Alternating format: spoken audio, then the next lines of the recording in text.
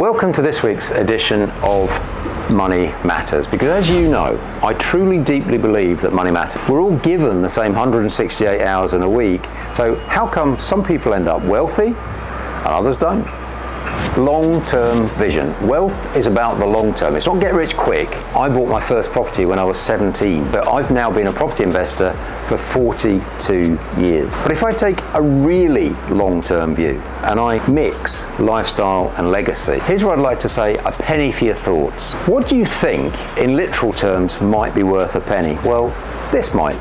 This is a silver tetradrachma. So this is worth 4 drachmas. It was minted just after the reign of Alexander the Great, Alexander III of Macedon. How many different Alexandrias are there in the world? You possibly know about the Alexandria in Egypt. You possibly know about the Alexandria, I don't know if you're in the UK, in Scotland. But how many are there? And how come you've got towns named after this guy in Egypt and in Scotland? What did he do? Alexander the Great conquered a lot of stuff, namely the Persian Empire. He developed a legacy.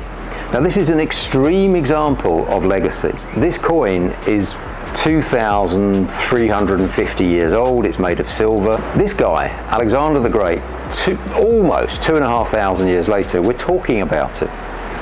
And that directly feeds into lifestyle, because how much do you think this silver 2,500-year-old 4 drachma coin bearing Alexander the Great on one side and Zeus on the other side is worth? In literal terms, in money terms, in fiat currency, in government issued currency, it's worth a penny. Put in the comments below how much you think it's worth. Now for me, I love collecting things like this. It reconnects me with great people from the past. Ask yourself the question: a year after I've passed away, 10 years after I've passed away, 100, 1,000 years after I've passed away, what will my name mean? What will my existence have meant? So what wealthy people know is that we weren't just put on this planet to pay the bills and die. We were put here to mean something. What do I mean? I hope to mean that I've shared, inspired, created many, many millionaires and billionaires over my career as an educator. Number 2 is continuous learning. In an era of the internet and artificial intelligence and all the other things that are speeding the rate of human progress, the one thing I'm certain about is what I now know in 2 years, in 5 years, in 10 years is going to be completely redundant. I have to study, I have to read, I have to learn, I have to continue to develop my own skill set, my own mindset, and my own knowledge base. Those that know do. Those that understand teach. I think it's an absolute privilege to be able to teach other people. So I dedicate at least 2 hours a day to educating myself. And that is fundamentally why, more than 30 years ago now, I learned how to speed read. So I educated myself, I did a course on speed reading. The average person watching this has probably got a reading speed of 100, 200 words a minute, something like that. My reading speed is 850 words a minute.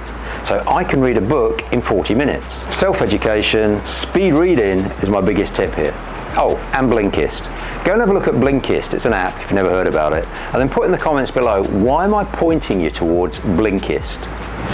Networking and relationship building. You show me the 5 or 6 people you hang around with, and I'll show you your future, because you will adopt their habits. What is a typical example of what millions of people in the UK, more than 10 million people have got a car that's less than 4 years old. The average car costs about £25,000 and it goes down over that 4 years to about £10,000 to £12,000. It loses half of its value over 4 years.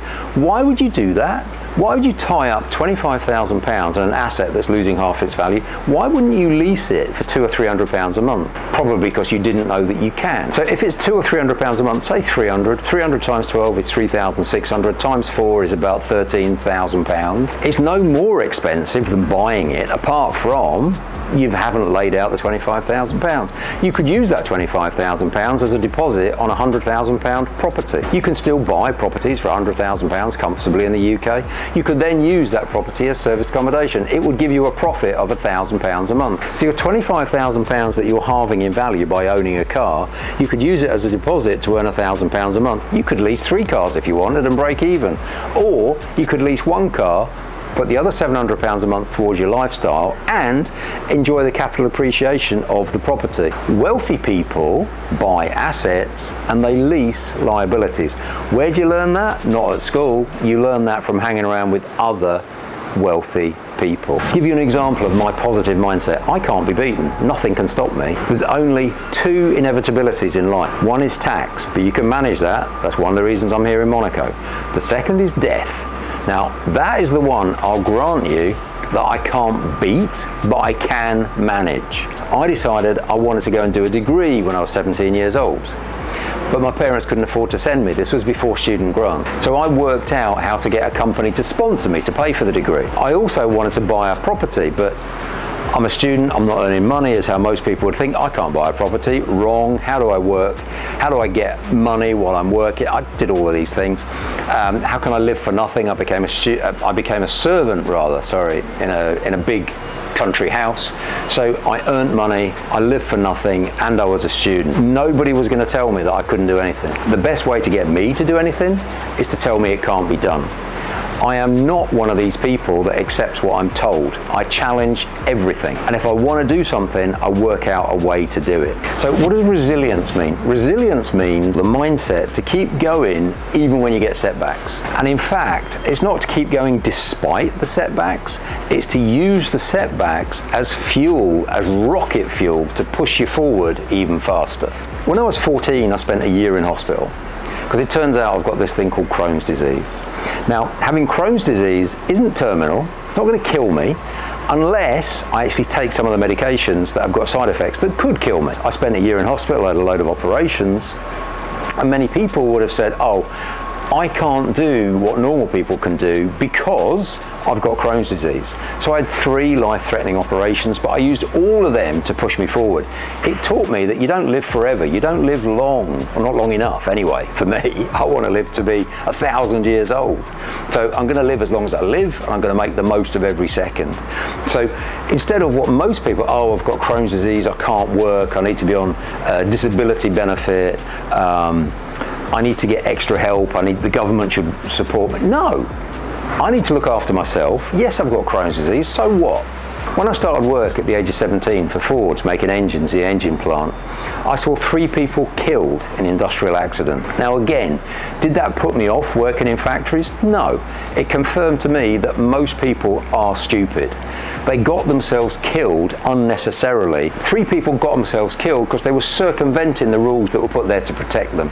Don't do that. We have fear for a reason. The role of fear is to stop you killing yourself. So don't kill yourself for a few paltry pounds per hour minimum wage. And in a financial sense, I've had loads of setbacks. I've had property deals that don't work. I've had all sorts of things. I've actually written a book about it. If you want to become wealthy, I want you to read the book that I wrote, Wealth Through Property. So there'll be a link to it in the description below.